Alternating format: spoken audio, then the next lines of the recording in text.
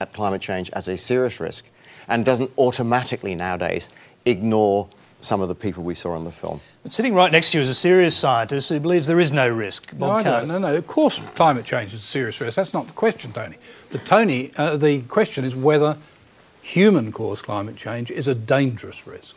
Now, you very much concentrated in your comments on the film on challenging Martin Durkins' credentials. You then chose to challenge a couple of the scientists. This misses the point. This isn't about Martin Durkin. He's just the filmmaker. It's about the hypothesis of dangerous human-caused global warming. That's a science hypothesis. It needs to be tested with facts. Martin Durkin did that in the film. Here are three of them. Since 1998, the global temperature has stayed static or declined No, it hasn't. over 8 years, and carbon dioxide has increased by 4%, 15 ppm. The hypothesis predicts that warming will have occurred. It hasn't. That's a test of the hypothesis. Okay, well, we'll test the hypothesis with another scientist. No, we won't. Tony, the second... Finish your point. And, I'm sorry about that. The second test is during the 20th century, temperature increased and carbon dioxide increased. The temperature do all this. There is no statistical correlation. The hypothesis fails the second test. The third test is in the ice cores, the change in temperature precedes the change in carbon dioxide. The hypothesis fails the third test. Science is about testing hypotheses. The dangerous human-caused global warming hypothesis has been tested and it fails. Let's go to David Crowley. Maybe you could answer the last point first, because that ice core data is extremely interesting, but as I understand it, most scientists agree that is exactly what happened, but they don't think it has relevance. Well, no, it actually has a lot of relevance. No, I mean, it doesn't have relevance to human CO2. It even has relevance to human CO2. Explain to us why. Sure. The ice age and interglacial or warm period cycle is, most scientists would agree, and I think even Dr. Carter agrees, that it's probably initiated by changes in the Earth's orbit around the Sun.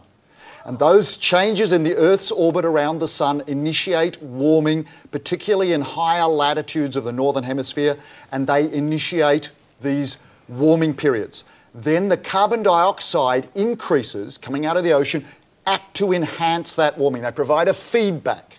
And that feedback and the link between temperature and CO2 is very important. But it's certainly true that in those ice age interglacial periods, the carbon dioxide did not lead the temperatures. It was actually the temperatures starting first. But without the carbon dioxide changing, it would not have been possible to get the magnitude of the warming. So CO2 is very important in causing the increases in temperature. You can't get those temperature changes without the CO2 feedback.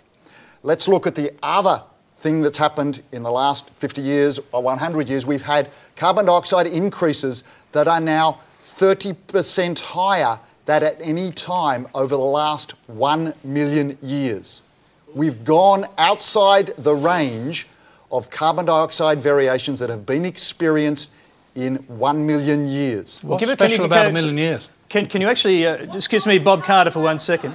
Can you give us the figures? Because sure. let's deal with the actual figures. We are talking carbon dioxide concentrations are 380 parts per million this year.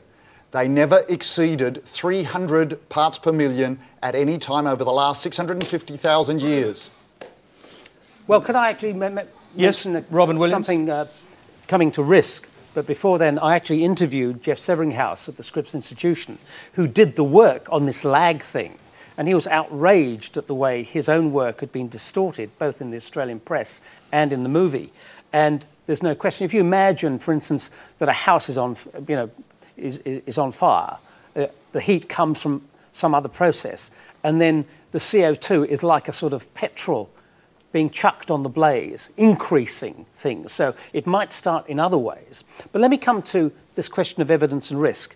Today, the New Scientist, and one of the people in the film, Nigel Calder, was way back on the New Scientist, have brought out a special issue. He's a friend of mine. I phoned him last night. I congratulated him on his work. In fact, his father was in the first science show, so there. Even older, Lord Richie Calder. The New Scientist. Been around for a long time. Yes. Please continue. The New Scientist, special report issued today, Climate Myths.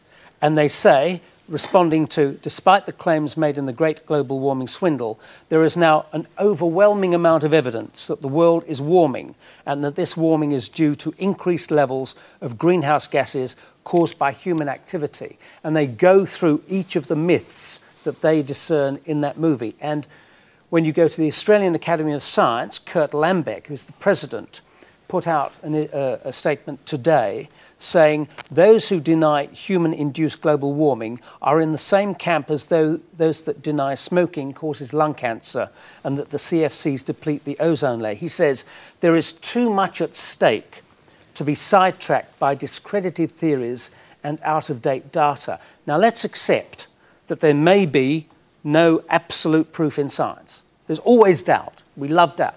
None of us wants this actually to be the case. But make an assessment of what the risk is. Let's say, as Steve Schneider does, whom we had in the film, that it's maybe 1 in 5.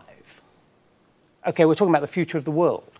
Let's say there's 1 in 5 chance of your car blowing up on the way home or your plane crashing. 1 in 5. Would you get on that plane? Would you drive that car? So would you take the risk? Let me go back to, in order to respond to that and some other things, let me go back to Bob Carter. I mean, would you take that risk? Is that risk worth taking? 1 in 5? I mean, he's got to be joking. That is the problem. One of the arguments that's often used is the precautionary principle. And in a sense, that's what Robin's saying.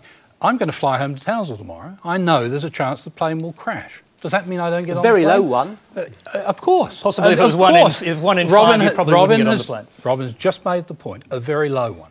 The precautionary principle is intellectually vacuous because it does not specify the degree of risk. Unless you can say something about the degree of risk, you can't deal with it. Greg Bourne. One of the most serious things about this debate is there is a very serious procrastination penalty. The scientists clearly understand what is going on and the projections of how temperature will occur, and the rate of acceleration is such that every year we delay is a huge procrastination penalty. As we listen to skeptics like Ray Evans, who for decades has fed information into the business area within Australia, procrastination occurred. Fortunately, organisations like the Business Council of Australia have now moved on and said, the risk is too great. There will always be uncertainty. We must manage this risk. We must move forward. The time for debating the science for most business people is just over, just over. It's managing the future risk, which is very serious. And that's where we should be really focusing. Nonetheless, one of the things we are doing here is debating science. And just to finish a point, I want to go back to David Caroli, because a cry came from the audience, prove it, when you said that CO2 concentrations are higher now than they ever have been in the history of the planet. No, I didn't say that. Okay, well, I misunderstood you too, so what I said you did say. What I said was carbon dioxide concentrations now at 380 parts per million are higher than at any time over the last million years. They've definitely been much higher in the past. 55 million years ago, they were substantially higher, I think over 2,000 parts per million. In the Cretaceous and Jurassic period, they were more than 10 times the concentration that they are now.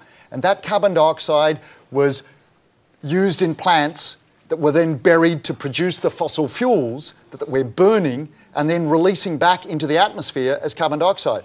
So we could go back into the Jurassic and Cretaceous period if we really wanted to. We seem to be going that way by burning the fossil fuels.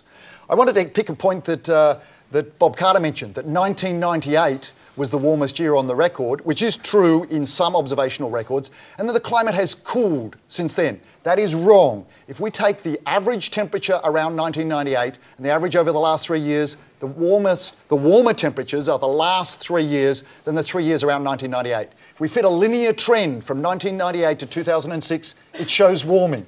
Both of those statements are easily, demonstrably proven. You can get the data from many websites, and they both show that the climate has warmed since 1998.